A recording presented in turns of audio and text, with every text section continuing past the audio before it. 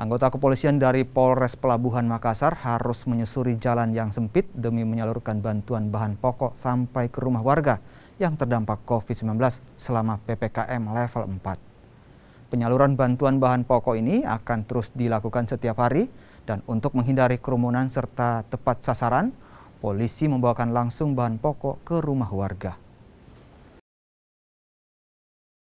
Ya. Bu, ini seharian kerja apa, Bu? Tidak ada kerja. Tidak ada kerjaan tadi?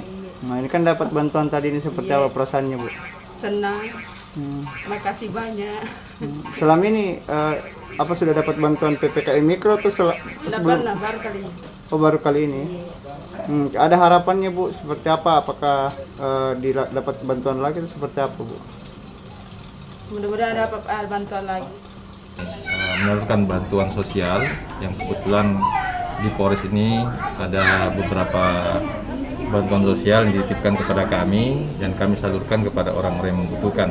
Dan hari ini bisa kita lihat ada beberapa masyarakat yang memang terdampak diakibatkan daripada pandemi ini, sehingga dengan bantuan sosial ini mudah-mudahan bisa meringankan beban selama pelaksanaan PPKM level 4 di Kota Makassar. Ada berapa jumlah paket yang disalurkan?